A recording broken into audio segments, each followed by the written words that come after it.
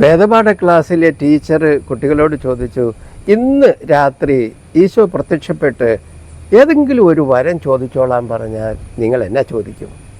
ഓരോരുത്തരായിട്ട് മറുപടി പറയാൻ തുടങ്ങി. ആദ്യത്തവൻ പറഞ്ഞു, ഞാൻ ഒരു ഐഫോൺ ചോദിക്കും. രണ്ടാമത്തവൻ ലാപ്ടോപ്പ്. മൂന്നാമത്തവന് അപ്പനോട് സ്നേഹം ഉണ്ടായിരുന്നുണ്ട്, ഒരു മെഴ്സിഡസ് കാർ.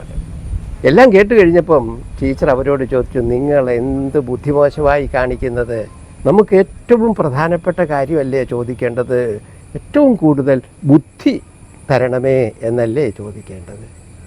അപ്പോൾ ടോമി പറഞ്ഞു, എൻ്റെ ടീച്ചറെ, ഓരോരുത്തർക്കും ഇല്ലാത്തതല്ലേ അവൻ ചോദിക്കുക.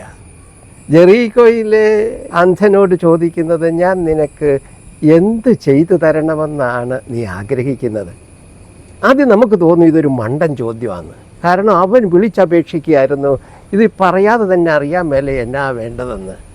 പക്ഷേ ഒന്നുകൂടെ കൃത്യമായിട്ട് നോക്കിയാൽ ഇവന് അന്ധനായിരുന്നു, അതോടൊപ്പം ഇവൻ ഭിക്ഷക്കാരൻ, യാചകനായിരുന്നു. അതുകൊണ്ട് തന്നെ ഈശോ ചോദിക്കുന്നത്, നിനക്കെന്നാ വേണ്ടത്? കാശ് വേണോ അതോ കാഴ്ച വേണോ? ഇത്രയും കാലം അവൻ ചോദിച്ചുകൊണ്ടിരുന്നത് പിച്ചക്കാശായിരുന്നു, അവന് കിട്ടിക്കൊണ്ടിരുന്നതും പിച്ചക്കാശായിരുന്നു. ഇപ്പോൾ അവൻ ആദ്യമായിട്ടാണ് ചോദിക്കുന്നത് കാഴ്ച. അങ്ങനെ കാഴ്ച കിട്ടുന്നവൻ ദൈവത്തെ സ്തുതിച്ചുകൊണ്ട് ഈശോയെ അനുഗമിക്കുകയാണ്. എന്നോടും നിങ്ങളോടും ഈശോ ചോദിക്കുന്നത് ഇത് തന്നെയാണ്.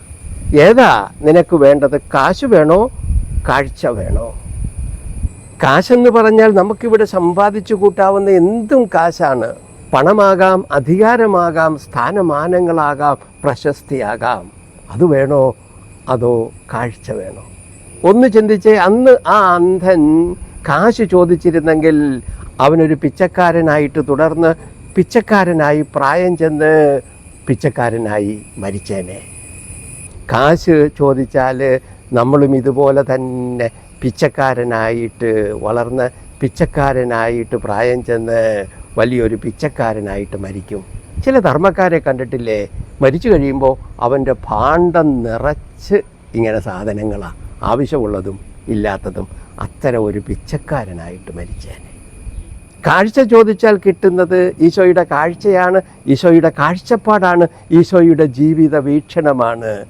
അങ്ങനെ സംഭവിച്ചാൽ ഈശോയുടെ കാഴ്ചപ്പാടുള്ള അനുയായിയായി രൂപാന്തരപ്പെടും. നിനക്ക് എന്താണ് വേണ്ടത്? കാശാണോ കാഴ്ചയാണോ?